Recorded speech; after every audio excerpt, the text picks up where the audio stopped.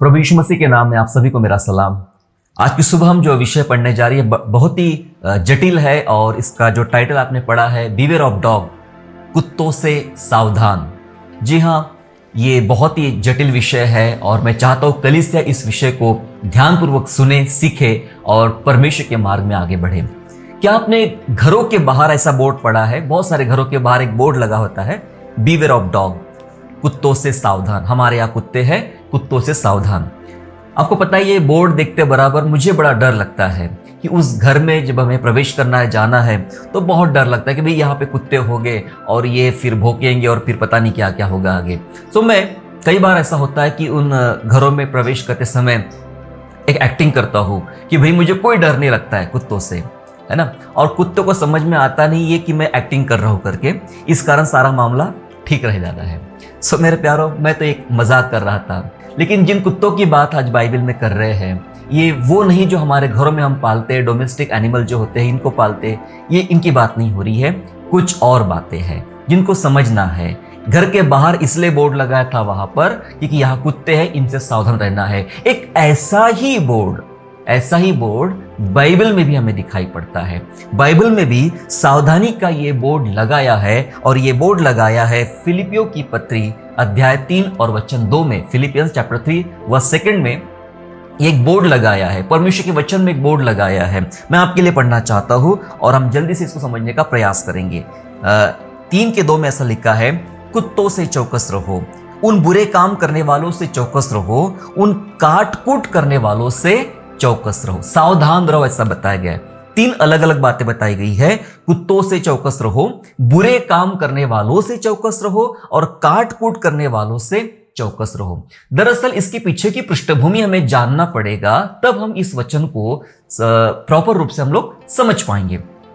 फिलिपियों की पत्री के समय पौलुस जेल में है और जेल से ये पत्री लिखता है, जबकि इस पत्री का पूरा विषय ही आनंद है। आनंद के बारे में वो बार बार कहता है, पर बीच में एक ऐसा वचन आ जाता है जहां पर यह लिखा गया कि कुत्तों से चौकस रहो, कुत्तों से चौकस रहो। जी हां, क्या आप जानते हैं पौलुस के जीवन में बहुत सारे दुख आए, बहुत सारे शोक आए, बहुत सारा सताव भी आया।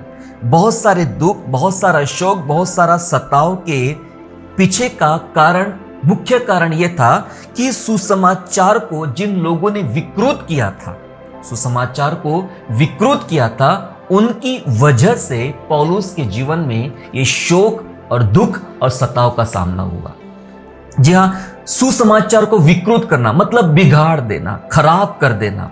ऐसे बहुत सारे लोग, जब आप पहले अध्याय में पढ़ेंगे तो पौलुस बात करता है फिलिपियों में कि किस किस प्रकार से लोग उठ खड़े हैं और किस किस प्रकार से सुसमाचार सुना रहे हैं, और उनके सुसमाचार सुनाने के पीछे का जो उद्देश्य है वो कुछ और है।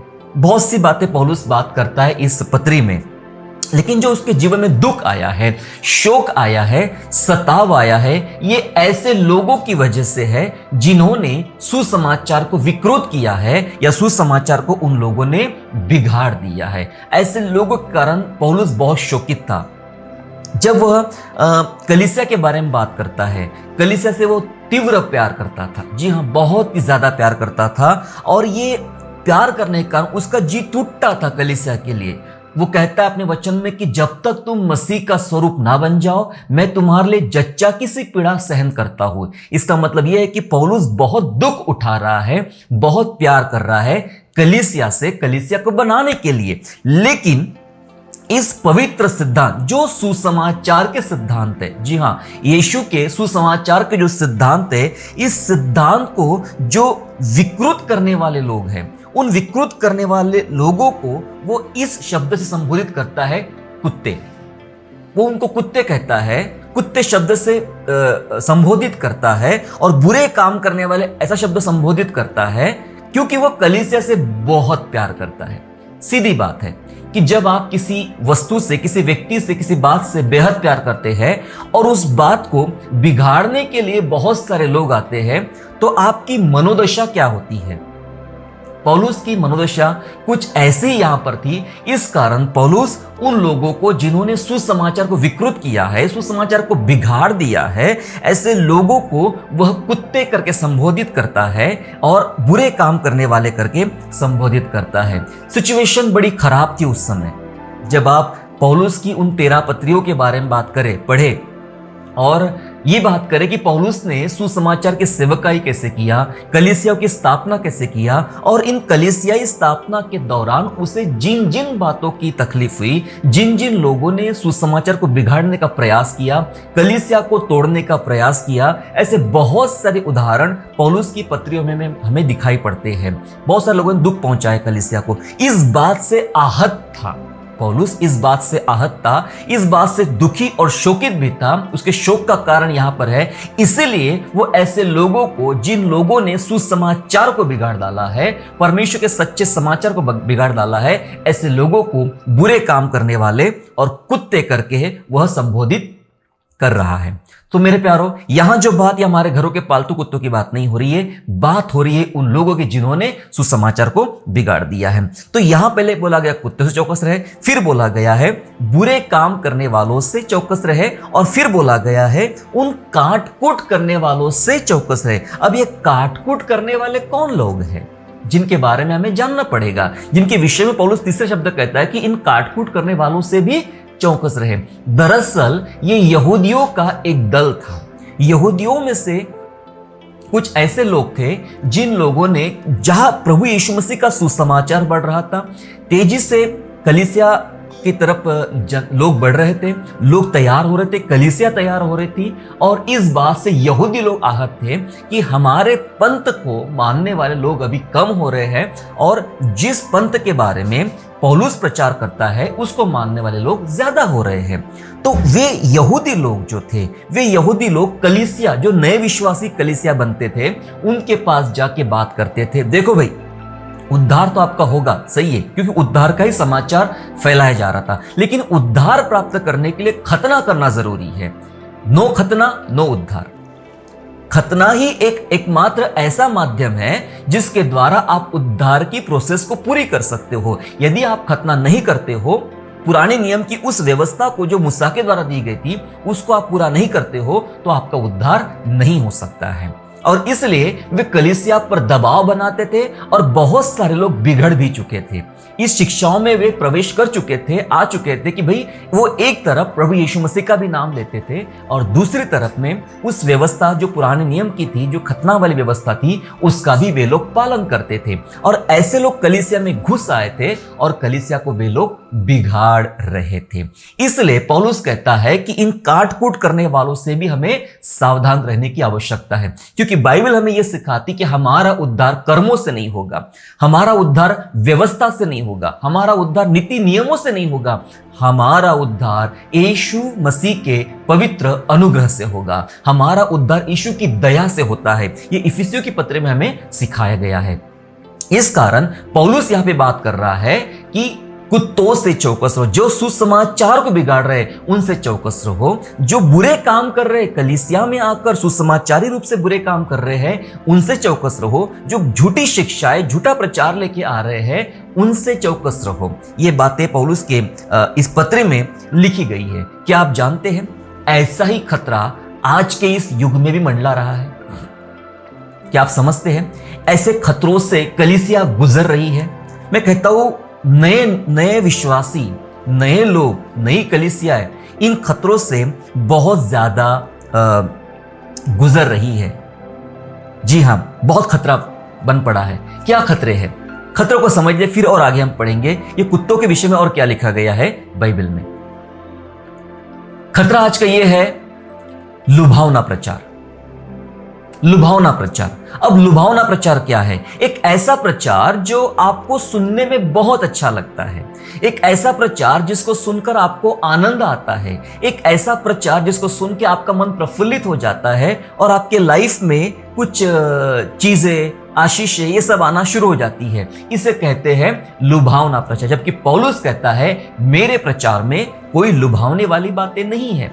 जी हाँ, जब से ये दुनिया में लॉकडाउन की स्थिति आ गई है, सब कुछ दुनिया लगभग बंद पड़ी हुई थी, और उस समय में ऑनलाइन चर्चेस और मीडिया, ये जो सोशल मीडिया है, ये प्लेटफॉर्म बन गए। हर कोई व्यक्ति आता है और प्रचार करने लग गया है। ये कोई देखता नहीं है उसको कितना अनुभव है, वो कितना प्रभु यीशु मसीह के साथ चलता है, उसे कितना बाइबल का अभ्यास किया है, वो कितनी जानकारी रखता है। कुछ नहीं, क्योंकि कोई नियम ही नहीं है। खड़ा होकर प्रचार करने के लिए कोई नियम ही नहीं है। शुरू हो गए और कुछ ऐसी लुभावने वाली बातें सामने आ गई, कुछ लुभावने वाली चीजें सामने आ गई जो लोग ढूंढ रहे लगातार, कि घर बैठे कुछ नहीं, सोशल मीडिया पे कहीं ना कहीं ढूंढ रहे हैं। और ढूंढते ढूंढते ऐसे प्रचार की तरफ वे आकर्षित हो गए जिन्हें, जहां उनको यह बता दिया गया था कि ऐसा करने से तुम्हें आशीष मिलेगी, ऐसा करने से चमत्कार होगा, ऐसा करने से चंगाइयां मिलेगी, ये होगा, ये होगा। ये ऐसी बातें बता दी गई थी। लेकिन क्या आप जानते हैं, इन लोगों ने, प्रचार करने वाले भी और ये प्रचार सुनने वाले भी, इन्होंने प्रभु यीशु मसीह के सुसमाचार के मुख्य भाग को, मूल भेद को खो दिया। और ये उन्हें पता ही नहीं चला कि हमने सुसमाचार के मुख्य भेद को कहां हमने खो दिया है। क्या बाइबल क्या सिखाती है मुख्य सुसमाचार को, ये बात जानते ही नहीं वे लोग, और भी उन्होंने इस बात को खो दिया है। तो लुभावना प्रचार आज के समय का सबसे बड़ा एक खतरा बना हुआ है। तो इसलिए हमें सावधान रहना है। शुगर कोटेड जो प्रीचिंग होती है वो इतनी अच्छी नहीं होती। वो कहीं ना कहीं आपको एक ऐसी तकलीफ पहुंचाएगी जिसके द्वारा हमारा रास्ता बदल जाएगा। मैं आगे बताऊंगा क्या, कैसे रास्ते बदलते हैं। पर अभी हम बात कर रहे हैं कि आज के समय के खतरे क्या है। पहला खतरा ये था। दूसरा खतरा ये था कि नए विश्वासियों में वचनों का अभाव पाया जाता है।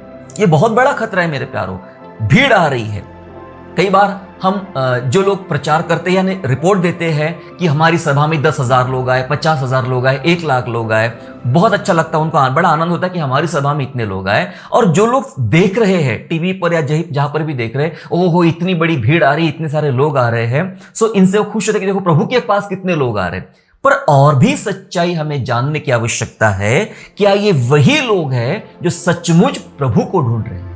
यही लोग हैं जिनको उद्धार के लिए तरस रहे हैं, पापों की क्षमा के लिए तरस रहे? क्या ये यही भीड़ है? क्या और किसी नाम से ये भीड़ आ रही है, और किसी काम से ये भीड़ आ रही है, और जिनको देखकर लोग खुश हो रहे हैं? वो आते हैं, वो सब जगह जाते हैं, सब जगह बातें करते हैं, लेकिन एक बहुत बड़ी अकाल उनके जीवन में पाया जाता है। वो है वचनों का अभाव, वचनों का अकाल। उन्हें वचन पढ़ना नहीं आता, या तो पढ़ना नहीं चाहते, वे समझना नहीं चाहते, अध्ययन करना नहीं चाहते। ऊपरी कहानियां, राजा रानी की कहानियां, इसकी कहानियां, उसकी गया था, मैं अमेरिका गया था, मैं ऑस्ट्रेलिया गया था, यहाँ पे ये हुआ था, वहां पे पानी गिरा, वहां पे सोना निकला, वहां पे जमीन से हुआ, वहां पे उसको बच्चा हुआ, उसको चंगाई मिली। ये सब बातें इतनी भर गई दिमाग में कि यीशु मसीह के सच्चा वचन जो बाइबल सिखाती है, वचन जीने का मार्ग बताता है, वचन रोटी है, वचन पानी है जिससे आत्मिक भूख मिटती है, ये बातें उन्हें पता ही नहीं है। ये बहुत बड़ा खतरा। भीड़ तो बहुत है पर वचनों को समझने वाली भीड़ नहीं है ये मेरे प्यारों। तो विश्वासियों के अंदर वचनों का अभाव है। तीसरा जो मतलब खतरा हम लोग महसूस कर रहे हैं इन दिनों, वो ये है कि कलीसिया बाइबल केंद्रित नहीं लेकिन स्व केंद्रित कलीसिया बनती है। बाइबल केंद्रित कलीसिया नहीं है। इसका मतलब जो बाइबल में बताया गया है उस बारे में बात करने से ज्यादा लोग मैं क्या बता रहा हूं, मैं क्या सिखा रहा हूं, मैं क्या समझा रहा हूं, कई सारे नए नीति नियम बना लिए लोगों ने, स्व केंद्रित बन गई। मुझे देखो, यीशु को देखने की जरूरत नहीं है, यीशु को समझने की जरूरत नहीं, मुझे सुनो, मेरे पास आओ, मेरे पास भविष्यवाणी है, मेरे पास अन्य भाषा है, मेरे पास चंगाई है, मेरे पास आशीष है, मेरे पास उद्धार है, मेरे पास आओ। हम अपने आप को, कई लोगों ने अपने आप को सामने किया और यीशु को छुपा दिया। यह स्व केंद्रित कलीसिया है, मसीह केंद्रित कलीसिया नहीं है। लेकिन एक बात याद रखिएगा, बाइबल बात करती है, यीशु कहता है कि हर वो पौधा काटा जाएगा जो मेरे पिता ने लगाया ही नहीं। हालेलुया। हर वो पौधा मतलब एक ऐसा सुसमाचार जो गलत है, जो गलत बातें बताई जा रही है, जो कलीसिया को बिगाड़ा जा रहा है, इसको परमेश्वर काटेगा, ऐसा लिखा हुआ है। इसलिए मेरे प्यारों, पौलुस कहता है बिवेयर ऑफ डॉग, कुत्तों से चौकस रहो। और आज कलीसिया को सुसमाचार को बिगाड़ने वाले या सुसमाचार को विकृत करने वाले लोगों से सावधान होने की आवश्यकता है। क्या आप जानते हैं, ये सिचुएशन जो पौलुस हमें बता रहा था नए नियम की कलीसिया में, ये हम आज भी महसूस कर रहे हैं। ये सिचुएशन आज भी है और सेम सिचुएशन प्रभु यीशु मसीह के समय में भी थी। जी हां, यही हालात प्रभु यीशु मसीह के समय में भी थी। ऐसे सुसमाचार को विकृत करने वाले लोग उस समय में भी थे। थोड़ा पढ़ेंगे मेरे साथ में, हम निकालेंगे मत्ती रचित सुसमाचार अध्याय 23, मत्ती रचित सुसमाचार अध्याय 23 और वचन 13 और वचन 15 हम लोग पढ़ेंगे। Matthew gospel chapter 23 and verse 13 and verse 15, जहां इस प्रकार से लिखा हुआ है, सुनिए। हे कपटी शास्त्रियों और फरीसियों, तुम पर हाय। प्रभु यीशु से बात कर रहे हैं। जी हां, प्रभु यीशु से बात कर रहे हैं। ये उस समय जब यीशु सुसमाचार सुना रहे हैं, कलीसियाओं के लिए लोगों से बात कर रहे हैं, प्रभु का वचन उनके पास पहुंचा रहे हैं, और शास्त्री और फरीसी ऐसे बहुत सारे कल्ट वहां पर आ चुके थे, और इन कल्ट ने यह करना शुरू कर दिया था कि विरोध करना और बाधा निर्माण करना और प्रभु के सुसमाचार को विकृत करना, ये उन्होंने स्टार्ट किया था। ऐसे लोगों को यीशु मसीह कुछ कह रहे हैं, हे कपटी शास्त्रियों और फरीसियों, तुम पर हाय, तुम मनुष्यों के विरोध में स्वर्ग के राज्य का द्वार बंद करते हो। तुम क्या कर रहे हो? तुम हो कौन? शास्त्री और फरीसी जो बाइबल की बात करते हैं, प्रभु की बात करते हैं, लेकिन ऐसा लिखा है, यीशु मसीह कहते हैं, तुम स्वर्ग के राज्य का द्वार बंद करते हो। जी हां, बंद करते हो। ना तो आप उसमें प्रवेश करते हो और ना उसमें प्रवेश करने वाले को प्रवेश करने देते हो। मतलब तुम खुद भी नहीं जा रहे हो, और जो जाना चाहता स्वर्ग राज्य में उसको भी जाने देते नहीं हो, और स्वर्ग राज्य के दरवाजे बंद कर देते हो। है ना, एक पुरानी कहावत है हिंदी में, हम तो डूबे सनम, साथ तुम्हें भी ले डूबे। जी हां, वे खुद भी स्वर्ग राज्य में नहीं जा रहे हैं, दरवाजे बंद कर रहे हैं, लेकिन जो स्वर्ग राज्य में जाने को इच्छुक है उनके दरवाजे बंद कर रहे, उनको जाने नहीं दे रहे। यही हो रहा है आज भी यही हो रहा है कि सुसमाचार को विकृत किया जा रहा है, बदल दिया जा रहा है, और लोग बस आ तो रहे, ऐसा लगता है कि स्वर्ग जा रहे, स्वर्ग नहीं जा रहे, कहां, वहां से कई और रास्ता निकल पड़ रहा है उनके लिए, दरवाजे बंद किए जा रहे स्वर्ग के। ये आपको सोचना है मेरे प्यारो। फिर 15 वचन ऐसा बोलता है, हे कपटी शास्त्रियों, यीशु मसीह बात कर रहे हैं, हे कपटी शास्त्रियों और फरीसियों, तुम पर हाय, तुम पर हाय, तुम एक जन को अपने मत में लाने के लिए सारे जल और थल में फिरते हो। अपना मत, मैं जो सुना रहा हूं, मैं जो शिक्षा दे रहा हूं, उसमें लाने के लिए पूरी दुनिया में तुम घूमते हो, जल थल में घूमते हो, और जब वह आपके मत में आ जाता है तो उसे अपने से दुना नरकीय बना देते हो। अपने मत में लाने के लिए पूरी जद्दोजहद लगा देते हो, पूरी ताकत लगा देते हो, और जब वो आपके विश्वास में आ जाता है, आपके मत में आ जाता है, तुम उसका जीवन डबल नरकीय बना देते हो।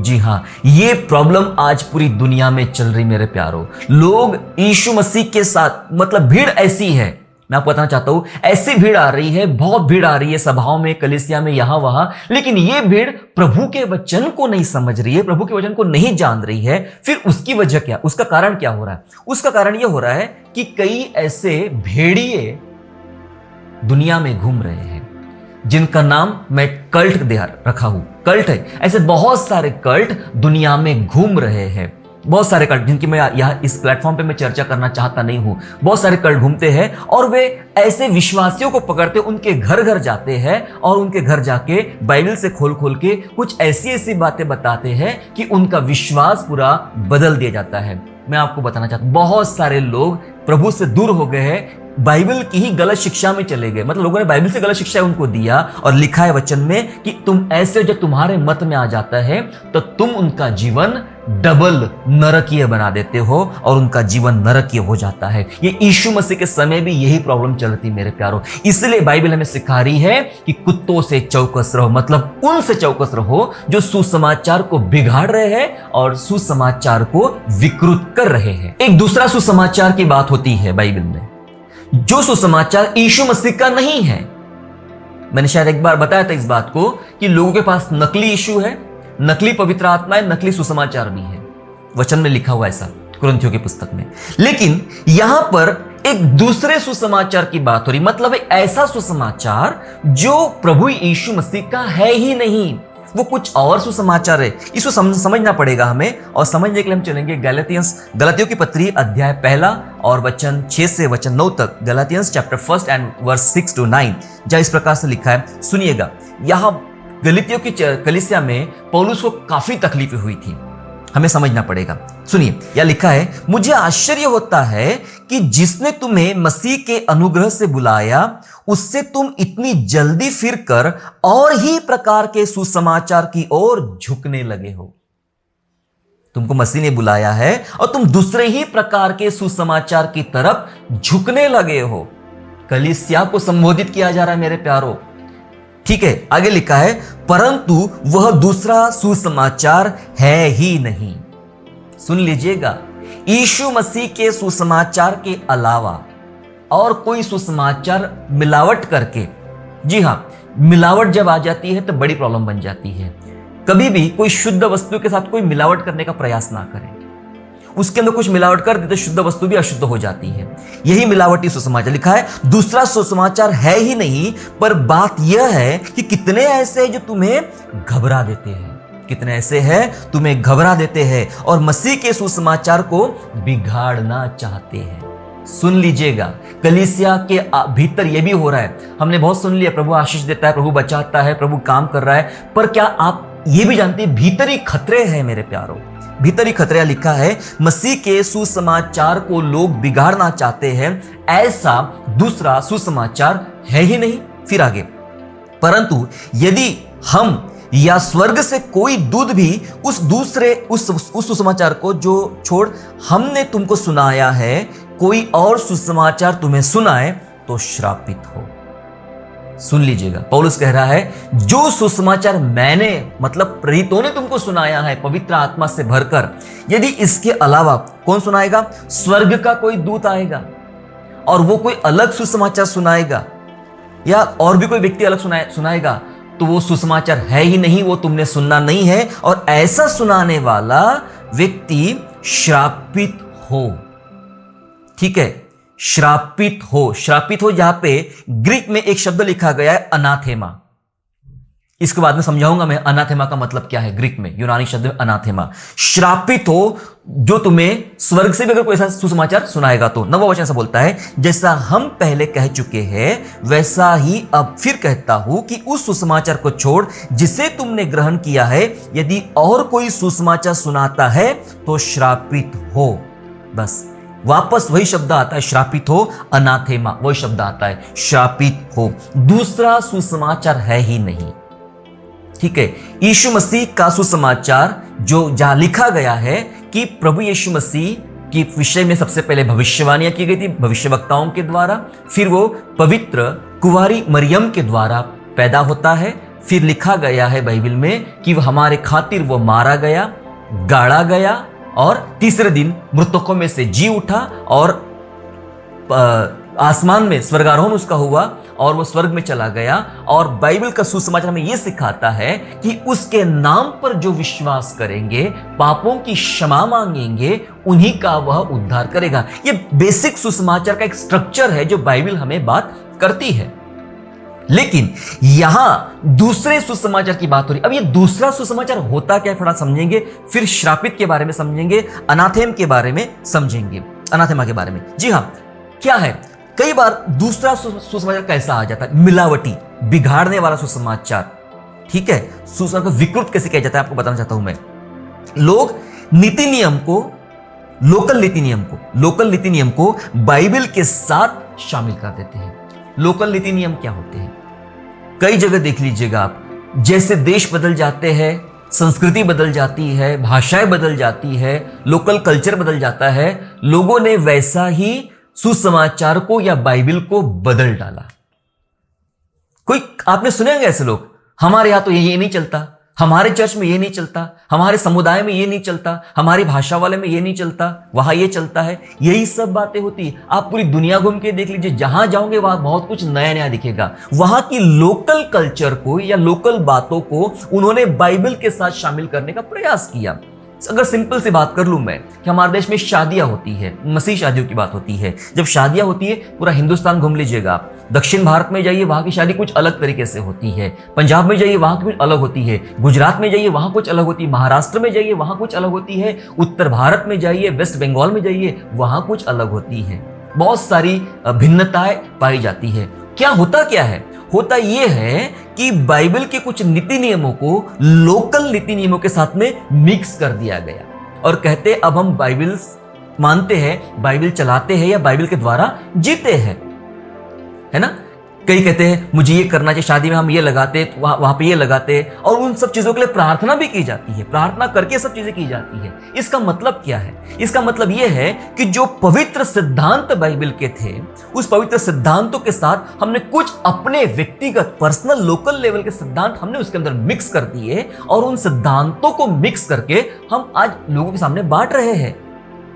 क्या है? क्या हम ऐसा नहीं कर रहे हैं कि पवित्र सुसमाचार को बदल डाला गया है?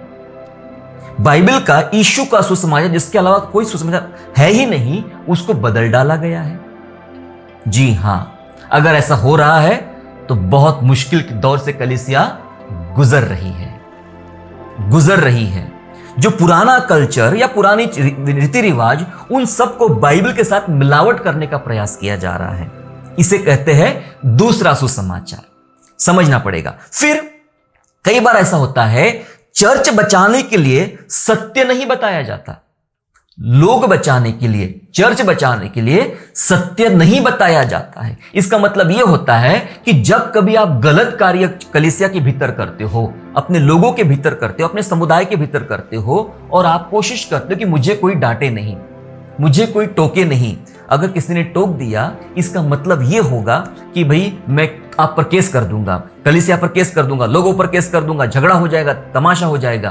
तो अगुवे जो होते हैं वो सोचते भाई ऐसा इसको डांटने से कैसे होगा, इसको डांटने से फिर चर्च टूट जाएगा, लोग खाली हो जाएंगे, अगर लोग चले गए तो मैं किसको प्रचार करूंगा, खाली कुर्सियों को तो प्रचार मैं नहीं कर सकता हूं। तो लोग बताते ही नहीं कि आप गलत कर रहे हो। इसलिए कई बार शराबी भी घुस आते हैं और चर्च के अंदर बैठ के भी बहुत सारे लोग शराब पीते हैं। कई सारे से बुरे व्यवहार, गलत कपड़े पहन के चर्च में आ रहे हैं और गलत व्यवहार के साथ चर्च में आ रहे हैं, गलत बातें चर्च के भीतर कर रहे हैं। बहुत जगह बहुत कुछ हो रहा है मेरे प्यारों, पर किसी की हिम्मत नहीं कहने की कि तुम गलत कर रहे हो। कई देशों में गलत कानून लग गए हैं, जैसे कि गे मैरिज, है ना, समलैंगिक विवाह, उसको भी कई चर्च ने मान्यता दे दिया है, और चर्च लगाता है, करता है शादियां। बोले क्या होता है? क्योंकि वो डरते हैं कहीं लोग ना भाग जाए। मैं आपको बता देना चाहता हूं, लोग भागते हैं तो भागने दीजिए, लेकिन उस समय का डर मानिए कि यीशु मसीह पीछे पड़ेगा तो हम भाग नहीं पाएंगे। हमें जो नियम बताए गए बाइबल के, हमें वो पालन करना आना चाहिए। चर्च बचाने की कोशिश ना करे, पवित्र सिद्धांत को बचाने का प्रयास करे। कोई इन सिद्धांतों के साथ मिलावट या चेंज ना करे, इस पर हमें ध्यान देने की आवश्यकता है। मैं कई बार अपने कलीसिया में लोगों को डांटता हूं, और यही वजह भी है कि मेरा चर्च भरता भी है और खाली भी होता है। मैं डांटता हूं, ये गलत है, ये बदलना पड़ेगा तो आप प्रभु के पास आएंगे। डांटना भी जरूरी है, उलाहना देना भी जरूरी है। जी हां, प्यार करना भी जरूरी है। मैं जानता हूं कुछ लोग ऐसा भी कह रहे हैं, प्यार करना जरूरी, लेकिन प्यार, खुली डांट गुप्त प्रेम से उत्तम है, यह वचन का नियम है। डांट दो, जता दो, यह गलत है, सो खड़ा नहीं हो पाएगा कोई व्यक्ति सुसमाचार को बिगाड़ नहीं पाएगा। जिन लोगों ने सुसमाचार को बिगाड़ दिया, विकृत कर दिया, उनके कारण पूरे दुनिया में मसीह लोगों की बदनामी भी की जा रही है। पौलुस पीड़ित था ऐसे लोगों की वजह से जिन्होंने सुसमाचार को विकृत किया था। इसलिए कहता कि कुत्तों से चौकस रहो। जी हां, इसलिए वो कहता है कुत्तों से चौकस रहो। सो ये दूसरा सुसमाचार आ गया है। दूसरा सुसमाचार ये भी है कि जहां लोगों को पासबान और अगुवों पर निर्भर रखा जाता है या फिर सिखाया जाता है। आपको दुआ करने की जरूरत नहीं है, हम करेंगे ना आप ठीक हो जाएंगे, हम करेंगे ना आप ठीक हो जाएंगे, बस मेरे पास ही दुआ करना, हमारी दुआ के लिए नंबर, हमारी दुआ के लिए ये, हमारी दुआ के लिए वो, ये सब चीजें चल रही है। लोगों को प्रार्थना करने के लिए व्यक्तिगत नहीं बताया जा रहा है। तो लोग क्या करते हैं, मुझे कई सारे लोग फोन करते हैं, सर मेरा ना पाँव दुख रहा है, प्रार्थना कर देना। मैं धीरे से पूछता हूँ और कितने लोगों को बताई रिक्वेस्ट, बोलते हैं और भी हमने नंबर ढूंढ के निकाले यूट्यूब से और कहां से, उन सबको भी हमने रिक्वेस्ट भेज दिया है। क्यों ऐसा भेजा है? 10 लोगों को रिक्वेस्ट भेज दिया है। अरे भाई, किसी की तो प्रार्थना सुनेगा प्रभु, 10 में से किसी की तो प्रार्थना सुने, इसलिए 10 को भेज दिए। ये भाई जानता नहीं है कि किसी की भी नहीं सुनता, प्रभु तेरी सुनता।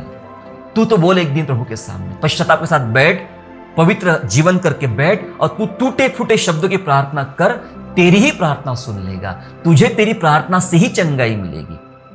जी हाँ, पर आज लोगों को यह बता दिया गया कि यहां जाओ, यहां चिट्ठियां भेजो, यहां ईमेल भेजो, यहां पत्र भेजो, यहां ये भेजो, prayer request, prayer prayer prayer, ये लोगों को अगुवे और पासबान पर निर्भर कर दिया है। जरूरी भी है कि हमें हमारे अगुवे और पासबान पर निर्भर होना है, लेकिन एक विशेष अवसर पर, लेकिन हर बात के लिए, हर चीज के लिए ये सही नहीं। मतलब इसका मतलब ये है आप कभी भी प्रार्थना करना सीखोगे नहीं, प्रभु से बात करना सीखोगे नहीं।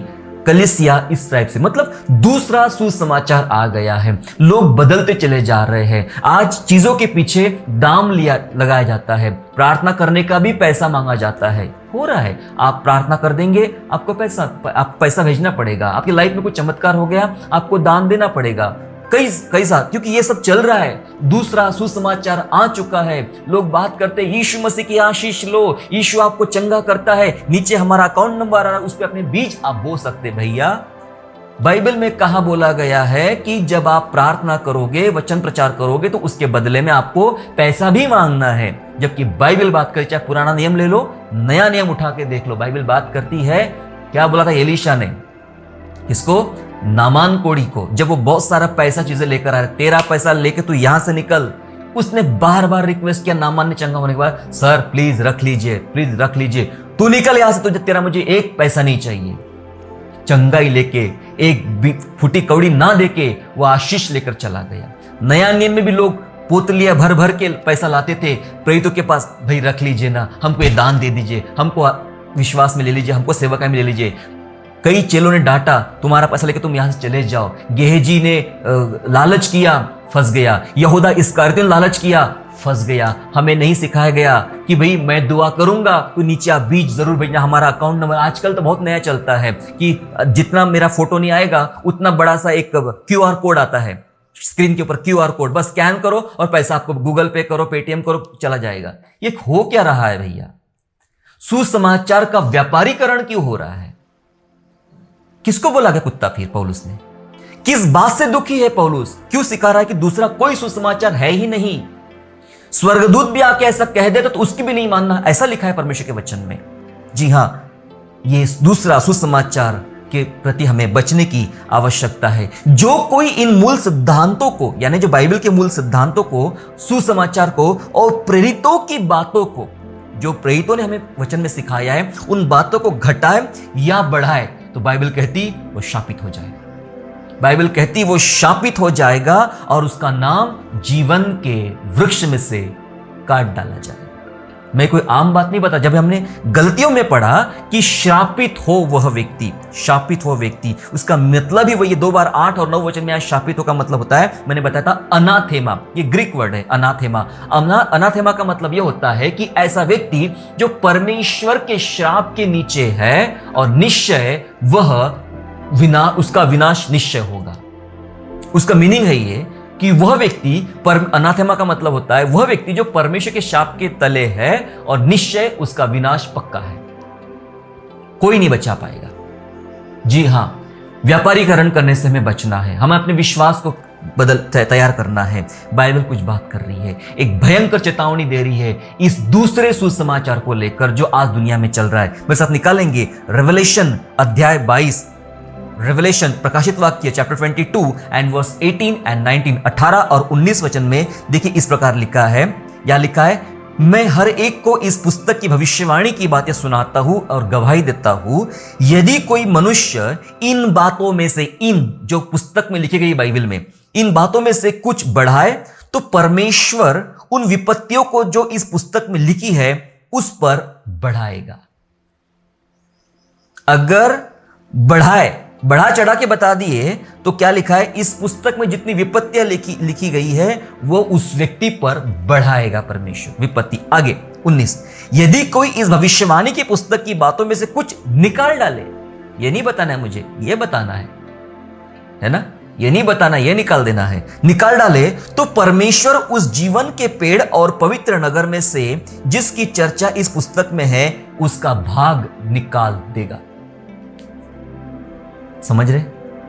दूसरा सुसमाचार लाने का मतलब कुछ समझ रहे हैं? दूसरे सुसमाचार की तरफ आकर्षित होने का मतलब कुछ समझ रहे? जिसको पौलुस ने कुत्ता बोला था, क्यों बोला था? ये वजह है कि जो बढ़ाएगा विपत्तियां भयंकर उस पर आएगी, जो घटाएगा जीवन के वृक्ष में से उसका नाम काटा जाएगा। क्या आप ऐसा करना चाहते हो? जीवन के वृक्ष में से अपना नाम हटाना चाहते हो? क्या करना चाहिए? आज मुझे बहुत बड़ा तरस आता है नए कलीसियाओं की तरफ, नए विश्वासियों की तरफ, नए लोगों की तरफ जो भटके हुए के समान है। हालांकि वो प्रभु यीशु मसीह के पास है, लेकिन फिर भी भटके हुए हैं। उन्हें सही दिशा नहीं मिल पा रही है और वे दिशाहीन होते चले जा रहे हैं।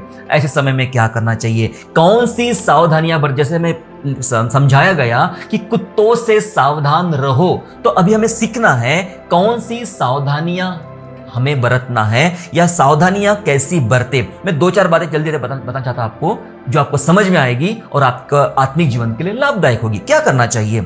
सबसे पहली बात, स्वयं बाइबल अध्ययन की आदत को डेवलप करें।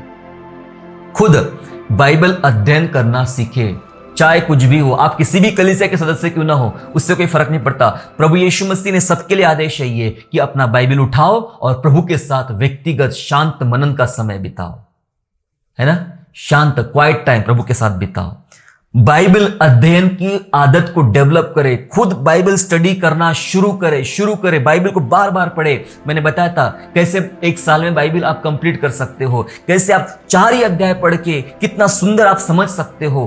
कॉपी किताब लेकर बैठिएगा और बाइबल को पढ़ना शुरू कर दीजिए बार बार। जब तक प्रभु आपसे बात ना करे आगे बढ़ना ही नहीं।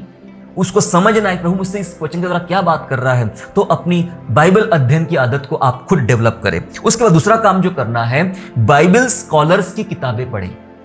बहुत सारे बाइबल स्कॉलर है, बाइबल विद्वान है, जिन्होंने बाइबल स्कूल में पढ़ाया, बुक्स लिखे और कुछ ऐसे थियोलॉजिकल बुक्स लिखे जिसको लेकर आज कलीसिया के लिए बहुत ही मददगार साबित होता है। समस्या यह है पढ़ने की आदत अभी रही नहीं लोगों के पास में, है ना? पढ़ने की आदत नहीं रही है। पढ़े, बाइबल स्कॉलर्स की किताबें लाए और पढ़े, जानकारी ले। कुछ कहते हैं ये तो सारी किताबें इंग्लिश में रहती है, हमें तो इंग्लिश आती नहीं है। कोई प्रॉब्लम नहीं है मेरे प्यारो, बहुत सी लोकल लैंग्वेज में भी उसका ट्रांसलेशन हो चुका है। कई सारी किताबें होती है, आप जरूर खरीदे और पढ़े। आपका इन्वेस्टमेंट यहां होना चाहिए। जी हां, पढ़े, समझे कि बाइबल के विषय में क्या वे लोग बता रहे। तीसरी जो बात ये करना है हमें कि सभी बातों को बाइबल से परखे। जो किताब से पढ़ रहे हो, जो कहीं से सुन रहे हो, उन सभी बातों को बाइबल से चेक करें, बाइबल से परखे क्या ये सही है या ये गलत है। परखना हमारे लिए बहुत जरूरी है। तो उसके बाद गलत बातें जब आप पहचान लेते हो तो गलत बातों को पहचाने और उसके बाद क्या करें, उससे अलग हो जाए। जी हाँ, गलत बात आपको जहां लगता है पहचाने और उससे अलग हो जाए। तीमुथियुस की पत्री में पौलुस लिखा है, जो अच्छी बात है उसके रख ले, जो गलत है उसे छोड़ दे। अलग हो जाए उन बातों से, गलत बातों से अलग हो जाइए, क्योंकि आप भी उन गलत बातों के साथ रहना शुरू करेंगे तो गलत का असर आप पर कब आ जाएगा ये आपको पता भी नहीं चलेगा। इसलिए अलग होना बहुत जरूरी है। उसके बाद 5वां अंतिम काम हमें यह करना है कि व्यक्तिगत प्रार्थना पर अधिक जोर देना है। व्यक्तिगत, जब आप पर्सनल प्रार्थना प्रभु के साथ करोगे, प्रभु आपसे अपने वचन से बात करेगा। हम जहां गलतियां करते हैं, हम जहां फंसते, हमारे साथ जहां बुरा होता है, प्रभु प्रार्थनाओं के जरिए हमसे बात करेगा, हमें सिखाएगा, हमें समझाएगा। ये बाइबल का नियम है मेरे प्यारो। इसलिए आज हमने पढ़ा बिवेयर ऑफ डॉग, कुत्तों से चौकस रहो। ये वही कुत्ते हैं जो हमारे पीछे सुसमाचार को बिगाड़ने के लिए पड़े हैं। मैं किसी भी पंथ, समुदाय, व्यक्ति को दोष नहीं दे रहा हूं, लेकिन हमें समझना है कि शैतान ने ऐसे बहुत सारे काम करना शुरू कर दिए हैं और जो कलीसिया को उसके बारे में पता ही नहीं है। कलीसिया ने अलर्ट रहने की आवश्यकता है। बाइबल के मुख्य भेद को, सुसमाचार के भेद को हमें भूलना नहीं है। यदि आप ऐसे कुत्तों से घिरे हुए हो, मैं कहना चाहता हूं ऐसे बुरे काम करने वालों से घिरे हुए हो, या ऐसे लोग जो शास्त्री फरीसी के समान, जो लोगों का जीवन नरकीय बना डाल रहे हैं, स्वर्ग के दरवाजे उनके लिए बंद कर दे रहे हैं, अगर ऐसे बातों से घिरे हुए हो या घिर चुके थे और निकलना चाहते हो, मैं आपके लिए प्रार्थना करना चाहता हूं। अगर आप सच्चा सुसमाचार जो बाइबल में ही है, उसके अलावा कहीं नहीं है, आपको पढ़ना है, आपको समझ में नहीं आ रहा है, मैं आपके लिए प्रार्थना करना चाहता हूं। आप अगर सही दिशा में अपने जीवन को लगाना चाहते हो, लोगों को सही दिशा में ले आना चाहते हो, तो मैं आपके लिए प्रार्थना करना चाहता हूं। अगर आप तैयार हैं, जरूर हम लोग प्रार्थना करें। आइए मेरे साथ मिलकर प्रार्थना करें। निश्चय प्रभु हम पर अपनी दया करेगा। स्वर्गीय पिता, प्रभु यीशु मसीह के नाम से आपके चरणों में आते प्रभु जी, और आपको धन्यवाद करते पिता कि आपने बेहद हमसे प्यार किया है। जिस प्रकार पौलुस इस बात से दुखी था, पीड़ित था। उसने कहा कि कुत्तों से चौकस रहो। यस लॉर्ड, सचमुच पिता राजा, जिन्होंने सुसमाचार को विकृत किया प्रभु, ऐसे बहुत सारे लोग दुनिया में फैल चुके हैं और बहुत सारे लोग प्रभु से अलग भी हो रहे हैं, दूर हो रहे हैं। आपसे निवेदन करते स्वामी, प्रभु हमें बचाइए, कलीसिया को बचाइए, लोगों को बचाइए। प्रभु जी प्रार्थना विनती करते हैं, दुनिया में सच्चाई को प्रकट कीजिए यीशु राजा, ताकि लोग सत्य को जाने, सत्य से अलग ना हो पिता परमेश्वर, सत्य के पीछे पीछे चले प्रभु जी। और जो वचन बाइबल में लिखा है उसको पढ़ने, समझने, उस पर मनन करने के लिए वे अपना अधिक से अधिक समय दे, ऐसा अनुग्रह मांगते हैं। यीशु हमें आशीर्वाद दीजिए, अपनी महिमा हमारे जीवन में कीजिए यीशु राजा। धन्यवाद करते प्रभु जी, हमारे मन को बदल, परिस्थिति को बदल, विचारधाराओं को बदल पिता परमेश्वर, ताकि हम सच्चे सुसमाचार का अनुसरण करें जो पवित्र शास्त्र में हमें बता दिया गया है प्रभु जी। हम धन्यवाद स्तुति का धन्यवाद प्रभु कि आपने हम सबकी प्रार्थना सुना है। हमारे विश्वास को बढ़ाइए। अगर आज रात आपका आगमन हो प्रभु जी, हमें लेना ना भूलिए प्रभु जी। हमारे विश्वास ऐसा तैयार कीजिए ईश्वर राजा, ताकि अगर आपका आगमन हो तो हम आपके साथ बादलों में उठाए जाए, ना कि इस दुनिया में रखे जाए प्रभु। धन्यवाद के साथ उद्धारकर्ता प्रभु यीशु मसीह के नाम से प्रार्थना मांगते हैं, आमीन।